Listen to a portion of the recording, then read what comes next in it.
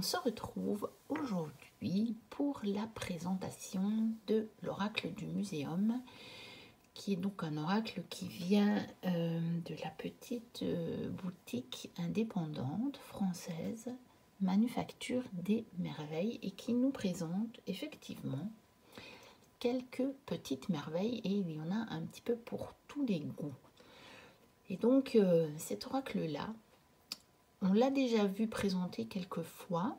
Je n'ai pas acheté vraiment à sa sortie, parce que je voulais me tâter un petit peu. J'ai vu quelques présentations, puis je me disais, ouais, il est bien, mais... Et puis je l'ai regardé un petit peu plus attentivement. Et j'ai vu un lien avec un autre jeu que je possède et que j'aime beaucoup. Et donc finalement, je me suis décidée à l'acheter. Donc, je vais vous montrer parce que ça vaut vraiment le coup quand on achète chez Manufacture des Merveilles. Ce que vous achetez n'arrive jamais seul. Donc, ça, je vais vous montrer après. Donc ici, j'ai eu, évidemment, c'est quand même ici une petite publicité, hein, bien entendu, mais comme vous pouvez voir, c'est extrêmement bien fait.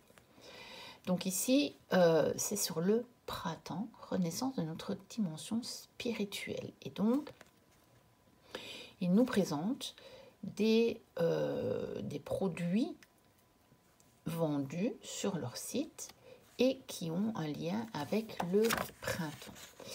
Et alors, et ça fait un petit moment, pas très longtemps, que maintenant il attrape, je vais encore en résumer, il vend des attrape-soleil. Et ça, c'est le genre de choses que moi, j'adore. Je suis absolument fan de ce genre de truc. Et je pense que d'ici peu, j'irai un petit peu regarder de plus près ce qu'il vend. J'avais déjà vu qu'il le vendait, mais je n'étais pas encore allée rechercher vraiment, regarder à fond tout ce qu'il y a. Mais je pense que je m'en prendrai au moins un parce que j'adore ça. Il y a juste que j'espère que ça ne va pas trop énerver mon chien, parce que quand elle voit des reflets de lumière, elle devient un petit peu folle. Elle essaie de les attraper justement. Et donc, j'espère que ça ne va pas l'exciter de trop, mais je verrai. Mais j'adore ça, je suis fan de ça. Ensuite, il nous envoie toujours la petite carte avec tous ces coordonnées. Donc, vous voyez, ils vendent des oracles, des pierres, des parfums et des curiosités. Parce qu'ils vendent aussi des objets, comme vous voyez, par exemple, des attrape-soleil, mais pas que. Ils vendent toutes sortes d'objets un petit peu ésotériques. Et moi, j'ai déjà acheté aussi des pierres chez lui. C'est très, très chouette. Regardez la petite carte comme elle est jolie. Elle a un dos comme un dos de jeu, vous voyez. Et franchement, il présente des packs de pierres qui sont pas très très chères. Ce sont de très belles pierres. D'ailleurs, j'en ai. Je vais vous montrer. Regardez. Ça, c'est une pierre qui vient de chez lui. Avec celle-ci. Ça devait être avec celle-ci. Avec celle-ci. Et je pense que ça devait être laquelle? Je ne sais plus. Celle-ci, du coup. Ça devait être celle-ci. Je m'étais acheté un pack, le pack qui correspond à mon signe. Donc le signe du poisson. Donc vous voyez, ce sont des belles pierres. Ce n'est pas des toutes petites pierres. Et je sais que quand j'avais acheté, je ne sais plus quelle chose, parce que j'ai acheté déjà plusieurs fois chez eux, j'avais reçu un quartz rose d'une belle taille, donc en cadeau. Mais lui, je ne l'ai pas près de moi. Il est en haut, il est dans ma chambre, donc je ne peux pas vous le montrer comme ça. Donc voilà. Ensuite, encore une petite carte de chez eux sur laquelle il met toujours un petit message. Donc c'est vraiment chouette parce que c'est personnalisé. Voilà, avec toujours les coordonnées. Encore une grande carte. Donc voilà, il a créé en 2020 et c'est une boutique un petit peu, voilà, qui présente un peu des curiosités, un petit peu, voilà, faire revivre d'anciennes époques, c'est un petit peu des choses à l'ancienne, on va dire. Mais regardez le soin qui a été apporté à tout ce qui joint au colis, quoi. C'est très, très, très joli. Et j'ai eu aussi en cadeau un calendrier lunaire de 2023. Voilà. Donc, il y a même les différentes phases de la Lune. Voilà. Et j'ai reçu aussi une petite merveille. Donc, c'est dans un petit sachet. Et on reçoit... Je vais essayer de ne pas faire de bêtises. Ah, voilà. Donc, un petit talisman. Que votre ciel soit toujours clément. Donc, avec... tous les domaines couverts par le talisman. Donc on peut très bien le laisser dans le petit sachet et s'en servir comme talisman. On a un bouton de rose séché. Donc voilà, pour l'amour, hein, notamment. Et on a une toute petite pierre, je pense que ça doit être de la cornaline, si je ne me trompe pas. Mais je ne suis pas experte en pierre, donc... je ne peux pas trop dire. S'il y a des experts qui passent par là, vous me direz. Voilà. Et donc moi, je compte bien le laisser dans le petit sachet, lui trouver encore une autre petite pochette pour le protéger. Et je pense que je vais le mettre dans mon sac à main. Alors maintenant, on va, je suis déjà à presque 7 minutes, on va quand même attaquer le vif du sujet. Donc cet oracle est un oracle qui arrive avec un véritable livre. Donc, il est vendu avec le livre. Parce que pour... moi, j'avais acheté déjà 2 oracles chez lui. L'augure noir et l'augure blanc. J'ai pas pris le rouge. Je vais dire, j'ai pas encore pris le rouge. Je ne sais pas si je le prendrai ou si je ne le prendrai pas. Je vais voir. Je me suis toujours pas décidée. Vous voyez, j'aurais pu le commander en même temps que celui-là. Puis, je me suis dit, c'est pas encore le moment. Mais c'est pas un nom définitif. Et pour cela, soit on se passait du livre, soit on achetait un livre à part. Ici, vous avez le livre. Donc, qui vous explique qui était le comte de Buffon. Donc, il est basé sur l'œuvre de Buffon, d'accord. Donc, il s'appelait en fait Georges-Louis Leclerc. Il était comte de Buffon. Et donc, il s'intéresse vraiment à la symbolique du vivant, puisque Georges-Louis Leclerc, comte de Buffon, a été le premier à vraiment essayer de creuser le vivant. Vous voyez, la vie, quoi, le vivant, ce qui est vraiment vivant. Et donc, il a évidemment fait des expériences biologiques de toutes sortes. Et donc, il a fait des gravures. Il a écrit des livres, évidemment, hein, Histoire naturelle. Donc, il a fait énormément d'expériences. Hein. Il a étudié les plantes, mais il a aussi étudié l'humain. Enfin, vous voyez, vraiment... il était très curieux de tout, et notamment de ce qu'on peut appeler du vivant avec presque un grand... Enfin, vous voyez, c'est pas presque, c'est avec un grand V. Voilà. Alors, comment utiliser l'oracle? Il nous dit qu'on peut utiliser comme on veut. La méthode de tirage qu'on veut. Il ne propose pas de méthode de tirage. Et ensuite, il nous décrit les 5 catégories de cartes. Donc, les personnages, les animaux, les végétaux, les minéraux et les objets. Et ensuite, on a la description des cartes. Alors, vous voyez, j'aime beaucoup l'illustration qu'il y a ici, juste avant la présentation des cartes. Je trouve ça très, très, très joli. Et puis, on a une description de la carte. Donc, on a le titre, on a le numéro de la carte, on a le titre, on a la reproduction en couleur, on a la description de la carte, on a une guidance et une divination. Donc, c'est quand même... vraiment bien fait, on va dire. D'accord? C'est très très chouette comme livre. Donc, il est en papier légèrement glacé, avec une couverture semi-rigide. Regardez comme c'est joli, ça c'est le dos des cartes. Donc on a aussi une quatrième de couverture. Il est bien fait, c'est un véritable livre. C'est un petit livre par contre. Mais c'est pas mal parce que justement, moi, si je l'emmène avec moi, par exemple en balade, eh bien ça me permet de le prendre le livre. Que les gros livres parfois qui sont dans les coffrets, ben, je ne les emmène pas. Je les adore pour chez moi, mais bon, je ne les emmène pas en balade. Tandis que celui-ci, eh bien, je peux très facilement le glisser dans mon petit sac. Vous voyez? Et donc, voilà, très très chouette parce que je pense qu'il est à 27 €, en fait. Donc, pour les deux.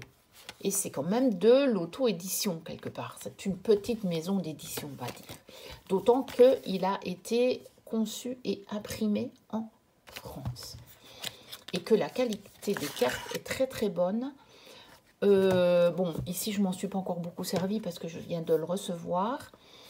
Mais je me suis servi des augures et franchement ça tient très très bien.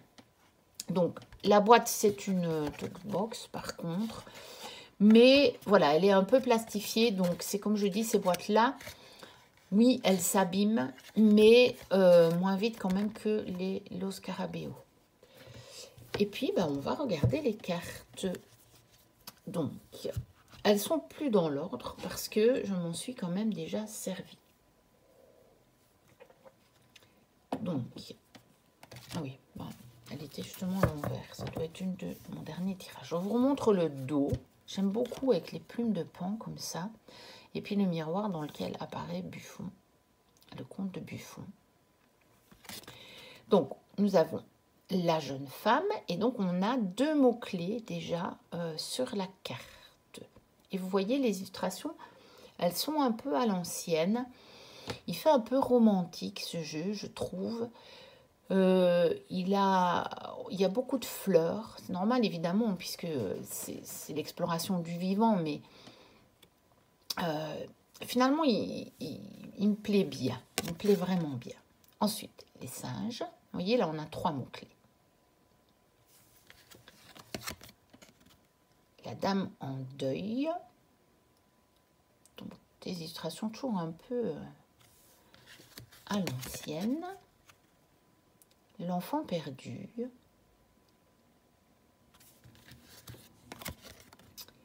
Le gardien.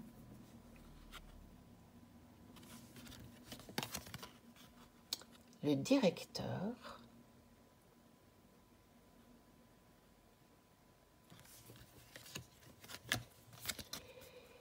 Les arthropodes, j'aime bien avec une planche comme ça, un petit peu, avec les différents insectes, comme on les faisait, comme on a commencé à faire ces expériences et ces observations du vivant. Alors, les mollusques, pareil, on a une planche comme ça, qu'on peut trouver dans les vieux livres de sciences. Hein. Les homicètes, donc des sortes de champignons. Je tombe tout le temps sur des trucs avec des champignons pour le moment. Et j'ai vu justement un tarot avec tout entièrement sur le thème des champignons. Je pense que je vais le prendre. La fleur de la passion. Regardez comme c'est joli. Et puis, je trouve qu'il est bien fait ce jeu. Il a été bien étudié. Parce que vous avez par exemple, voilà, là vous n'avez pas de bordure, vous voyez. Là vous en avez une, parce que c'est une planche d'insectes et puis là des végétaux. Et puis là vous avez juste la fleur et on a la bordure pour le coup qui est fleurie, mais qui est vraiment assortie. Et j'aime beaucoup les jeux comme ça où on n'a pas quelque chose qui se répète de trop. Vous voyez? Je n'aime pas les jeux où on a le même fond sur toutes les cartes, qui serait même un décor, et après, on a juste un dessin au milieu qui change. J'aime pas du tout ce genre de jeu. Et ici, c'est justement pas le cas. Donc, ça me plaît beaucoup, beaucoup. Colchique. L'étranger. Le jeune homme. Le plan. Le squelette. Donc c'est intéressant, hein, parce que ici c'est fondamentaux, base. Donc il est vraiment fait en rapport avec justement les recherches de Buffon. Parce que le squelette, vous le verriez, vous n'auriez pas ça. Bah, vous penseriez plutôt à la carte de la mort. Et donc plutôt à une fin, à une transformation, à un renouveau. On est bien d'accord. D'autant que sur la carte, on a quand même comme des rayons de lumière qui viennent, etc. Donc moi, j'ai pas ça. J'aurais tendance, avec mes références, à l'interpréter comme la carte de l'amour dans le tarot, on va dire, ou d'autres cartes. Dans beaucoup d'oracles, on a quand même cette carte-là, hein, de fin de cycle, de renouveau, de recommencement. Et puis, en fait, ici, on se dit, bah oui, mais c'est vrai que le squelette, au niveau humain, c'est la base, c'est le fondamental, c'est notre structure. C'est la structure sur laquelle vient se greffer tout le reste. Et donc, c'est intéressant comme vision, je trouve. Très intéressant. Alors, l'écorché.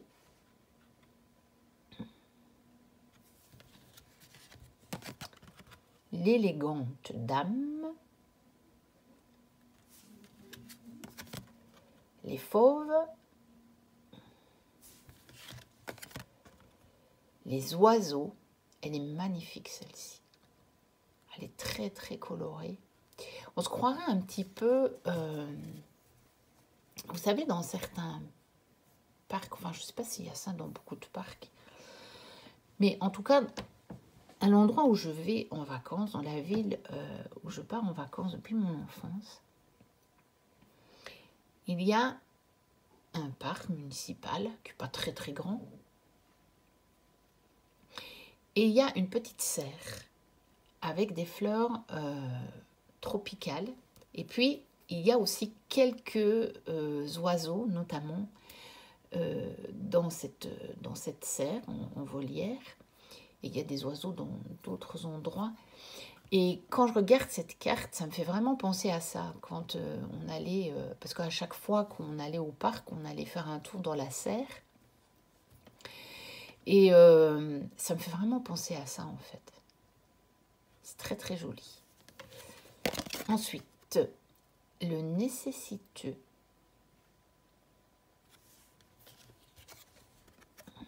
La tourmaline. Et vous allez voir que finalement, ce sont les pierres qui figurent dans cet oracle qui m'ont fait acheter. L'ambre.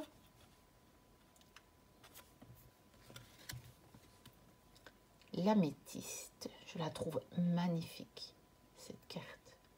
Magnifique. Et vous voyez, ça, c'est encore un peu différent. Les cartes. En fait, elles sont construites par catégorie. Là, ça ne me gêne pas que ce soit le même fond pour cette catégorie-là, avec les pierres. Parce qu'en plus, on voit très bien la pierre. C'est quand même la pierre qui prend le principal de l'image. Alors, la plante carnivore, je la trouve magnifique, cette carte. Magnifique. De très, très belles couleurs, même si c'est assez sombre. Mais bon, voilà. Danger caché, attirance fatale. Il faut quand même bien que même par l'énergie et les coloris de la carte, ça nous donne, ça soit en rapport avec la signification. Ça, j'aime bien. Que tout corresponde, en fait, dans une carte. Ensuite, l'homme distingué.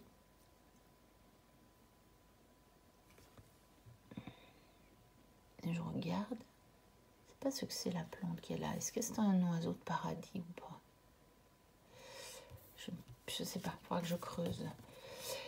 Le couple. La paire de ciseaux. Elle est très jolie. Et je sais qu'Oflan en a une qui est exactement comme celle-là. C'est très très beau. La plume. Le microscope.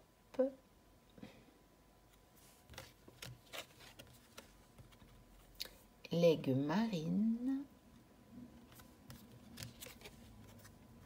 La pyrite. Le musicien.